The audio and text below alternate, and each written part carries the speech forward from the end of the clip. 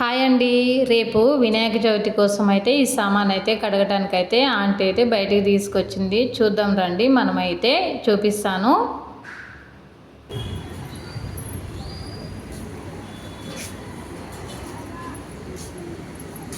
ఏం చేస్తున్నావు ఆంటీ? ఏ పూజకి?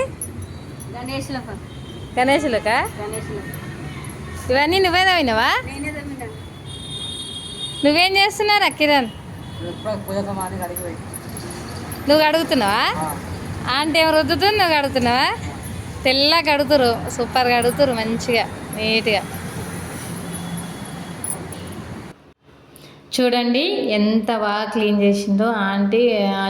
చిన్నోడైతే మా తమ్ముడు తేటగా, మస్తు తేటగా మంచిగా కడిగి పెట్టిరు. ఇవన్నీ అయితే కుందులు, ఇవి కలశమ్మానికి వాటికి అయితే మంచిగా కడిగి పక్క పెట్టేసిన తర్వాత పూజ సామాన్కి అయితే దేవుని దండలు, రైసు, పులిహోరకి, పరమన్నానికి అన్నీ తీసుకుని అయితే వచ్చేసారనమాట.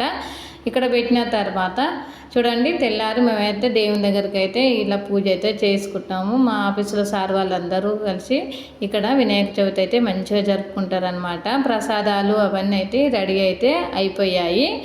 రెడీ అయిపోయిన తర్వాత ఈ పంతులు గారికి అయితే మాకైతే వినాయక చవితి అది కథ చెప్పమని అయితే మా సార్ వాళ్ళు అయితే అడిగారనమాట. అడిగితే ఇక పంతులు గారు అయితే బాగా ఓపికతోనైతే సరే నేనైతే చెప్తానని ఇక్కడ పూజ అంతా అయిపోయిన తర్వాత లాస్ట్కి అయితే ఇక కథ అయితే చెప్తున్నాను అనమాట పంతులు గారు. చూడండి, అయితే వినాయక చవితి ఎలా వచ్చింది, ఏంది, అసలు అంత పెద్ద తలకాయ ఎట్లా వచ్చింది దేవునికి, అన్ని వివరాలు అయితే కథలు విడివిడిగా చెప్పారనమాట. సింపుల్గా మాత్రం ఆ వినాయకునికి మాత్రము ఆ తల ఎలా వచ్చిందంటే, పార్వతీదేవి స్నానానికి వెళ్తుండగా ఒక చిన్న మట్టి బొమ్మను చేసి అది అంటే గుమ్మం దగ్గర నిలబెట్టి ఈ లోనికి ఎవరిని రానివ్వకుండా ఉండు అని చెప్పిపోతుంది అనమాట. స్నానాలకు వెళ్ళిన అదే పార్వతీదేవి ఇక లోపల ఉంది కదా, అప్పుడు శివుడు వచ్చి ఇక్కడ నేను వెళ్ళాలి లోపలికంటే నేను వెళ్ళనివ్వను, మా అమ్మ స్నానానికి వెళ్ళిందని నేను వెళ్ళనివ్వనంటే నేను పార్వతీదేవి భర్తను నేను బోలాశంకర్ని అన్నా కూడా వినిపించుకోకుండా బాగా వితండవాదం చేస్తాడనమాట. చేసేసరికి నువ్వు నన్ను ఇట్లా ఎదిరిస్తావా అని కోపం వచ్చి శివుడు ఆ అబ్బాయిది అంటే గుమ్మం దగ్గర పెట్టిన అబ్బాయిది తల నరికేశాడనమాట.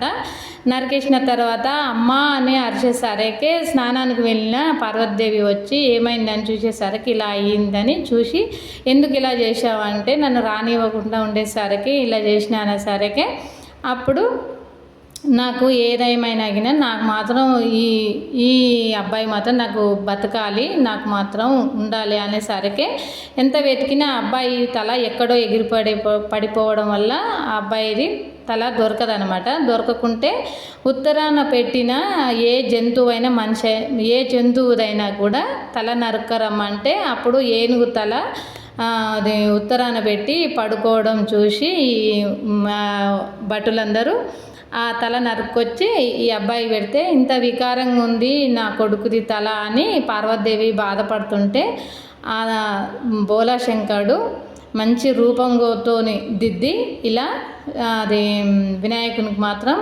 ఇక వినాయకుని గజేంద్రుడు అంటాడు కాబట్టి ఇక వినాయకుని కూడా గజేంద్రుడానికినే పిలుస్తాడు, గజనాథానికినే పిలుస్తారనమాట. అలా వచ్చిందనమాట. పూర్తిగా కథ నాకు కూడా తెలియదు కాబట్టి నాకు తెలిసినంత అయితే అక్కడ ఉన్న పంతులు గారు చెప్పిన విధంగానైతే నేనైతే చెప్పినాను. అయితే ఇలా అయిన తర్వాత అయితే మేమైతే దేవునికైతే ప్రసాదాలు పెట్టి మంచిగా ఇక్కడ కంకణాలు కట్టుకొని హారతులు ఇచ్చుకొని ప్రసాదాలు దేవునికి చూపించుకొని మంచిగా అందరం అయితే 5 ప్రదక్షిణలు చేసి మంచిగా ఇక్కడ మేమైతే పూజ అయితే మంచిగా కంప్లీట్ అయితే చేసుకున్నామండి. చేసుకున్న తర్వాత ఇక్కడున్న ప్రసాదాలు కూడా ఉన్నాయి కదా, అందరం అయితే కొద్దిసేపు బయటికి వెళ్ళి కొద్దిసేపు వెయిట్ చేసి లోపలికి వచ్చేసి తీర్థ ప్రసాదాలు తీసుకొని దేవునికి మంచిగా ఉండాలి అందరం అయితే అని ఆ దేవుణ్ణి మనస్ఫూర్తిగా కోరుకున్నాము. మేమైతే ఆఫీస్లో అయితే చాలా హ్యాపీగా అనిపించింది మాకైతే. ఈసారి మాత్రం చాలా బాగా అనిపించింది. గజేంద్రుడిని పెట్టుకోవడం మంచిగా అనిపించిందన్నమాట. అందరం కలిసి చేసినాం కాబట్టి చిన్న పెద్ద ఎవరు తేడా అయితే చూపించరు. మా ఆఫీస్లో అయితే చాలా బాగా జరుపుకుంటాము. ఏ పండగ అయినా కూడా చాలా హ్యాపీగా అనిపిస్తుంది మాకు. అసలు ఇంట్లో ఉన్న ఫీలింగే అనిపిస్తుంది మాకు. ఆఫీస్లో మాత్రము ఆ రోజు మాత్రం చాలా హ్యాపీగా అనిపించిందండి. మీకు కూడా ఇలాగుంటే తెలపండి. Bye bye.